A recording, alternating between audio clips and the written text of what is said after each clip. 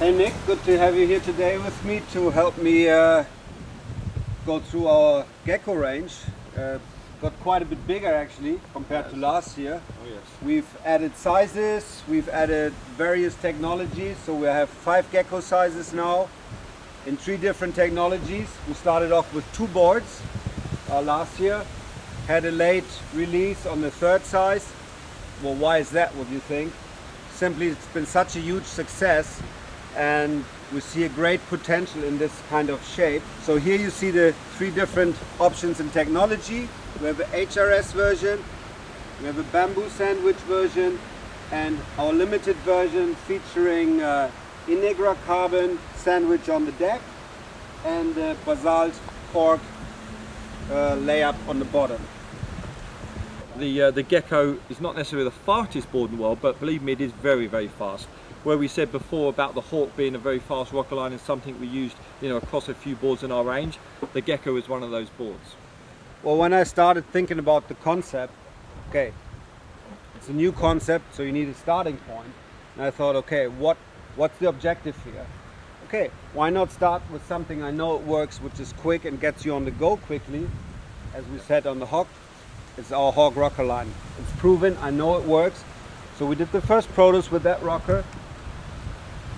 And it's pretty much the same all the way till here. And then it just adds a little bit of tail lift.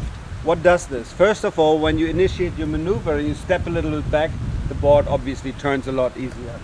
Secondarily, the nice thing is we have a wider board in general. It offers you release. So actually the wide board doesn't get stuck to the water because of the rocker. So we're actually catching a couple of flies here at the same time by adding the tail rocker. Very nice. And it played out immediately, and we knew, okay, this is the way to go.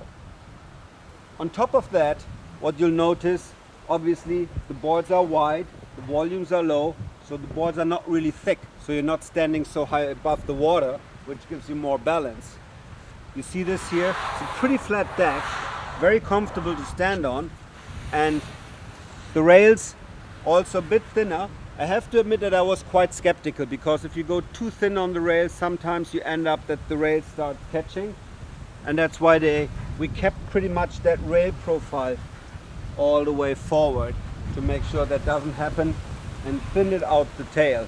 That and the combination with the tail lift is just amazing how they actually turn, and you will see that in a bit. What I think is another quite amazing feature on the board, being that short, that wide, what it allows the board to do is its planing speed is a couple of knots slower than say the Hawk or even the Shark.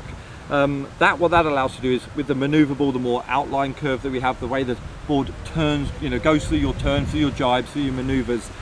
If you slow down, if you make a mistake, you sort of bounce or whatever you may do, if you're progressing in your sort of windsurfing path, the board slowing down. Normally on certain products, the board's going to stop, come off the plane. That makes it even more unstable, more tricky. You've got to rotate the sail, pump and get yourself going.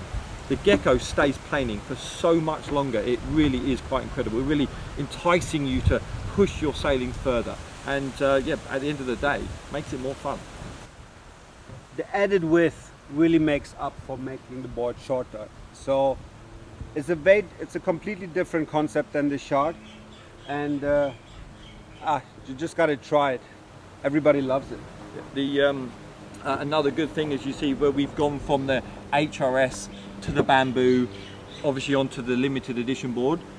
We have the different foot strap inserts. Generally the people that are going to sail an HRS board are going to sail with the foot straps on the inside sections. As you progress maybe through to the bamboo and to the limited construction, maybe a more performance sailor, you're going to sail them possibly more for the middle to the outside inserts. That's allowing the board to get a little bit more up onto the fin. Also, if you're sailing the board with maybe a bit more of a blasting sail, possibly a 1 or 2, 3 cam sail, that allows you to get back in a little bit more of a racy feel. More of a rotational upright pulling sail, you're going to sail with the foot straps further in, even closer to the centre line, allowing for smoother, easier jibing as well.